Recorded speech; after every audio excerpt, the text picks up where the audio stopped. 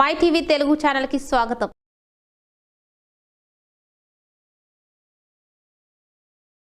Madanapalle sub division పరిధిలో ప్రశాంతంగా ఎన్నికల నిర్వహణ నిమిత్తం కేంద్ర బలగాలతో ఫ్లాగ్ మార్చ్.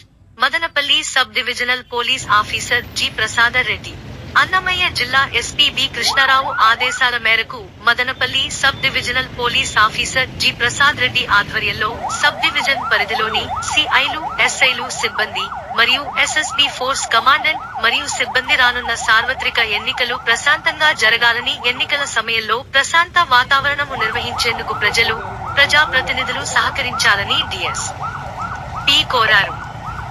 అలాగే మదనపల్లిలో పోలీస్ 30 యాక్ట్ అమలులో ఉందని చెప్పారు. సభలు, సమావేశాలు నిర్వహించాలంటే ముందుగానే అనుమతి తీసుకోవాలని తెలిపారు.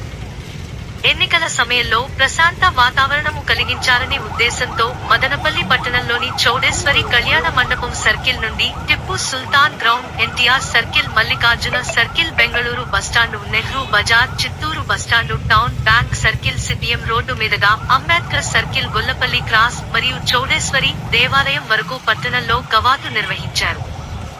ఈ కార్యక్రమంలో సబ్ డివిజన్ పరిధిలోని సిఐలు వల్లి భాష, యువరాజు, ఎన్ శేఖర్, సద్గురుడు, ఎస్ఐలు, ఏఎస్ఐలు సిబ్బంది మరియు ఎస్ఎస్బి ఫోర్స్ కమాండెంట్ మరియు సిబ్బంది పాల్గొన్నారు.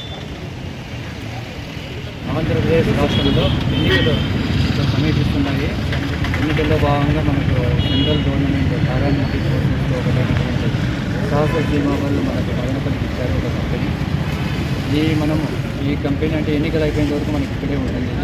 తంబలపల్లి, మదనపల్లి కాన్స్టిట్యూన్సీలో ఫ్లాగ్ మార్చ్ చేయించాము, ఆర్డనెన్స్ చేయించాము. ఈ ఫ్లాగ్ మార్చ్ వల్ల మనకు ప్రజల్లో ఉన్నటువంటి భయాలు తగ్గించడానికి ప్రజలు తమ అవకాశం నిశ్చయంగా సాధించడానికి మనం ఎన్నో రోజుగా బలగాల సాయం తీసుకుంటున్నాము. అది ఈ రోజు నుంచి ఎన్నికలు అయిపోయేంత వరకు కూడా ఇక్కడే ఉంటాయి. కాబట్టి ఈరోజు మన సాహస సీమాపల్లి కంపెనీతో మదనపల్లిలో ఫ్లాగ్ మార్చ్ మొదలుపెడుతూ ఉన్నాము. అదేవిధంగా మనకు మదనపల్లిలో 30 పోలీస్ యాక్ట్ కూడా అమల్లో ఉంది. ఎవరైనా సరే నాయకులు కానీ ఎవరైనా సభలు నిర్వహించాలన్నా, సమావేశాలు నిర్వహించాలన్నా, ర్యాలీస్ కండక్ట్ చేయాలన్నటువంటి తప్పనిసరిగా పర్మిషన్ తీసుకోవాల్సిందే.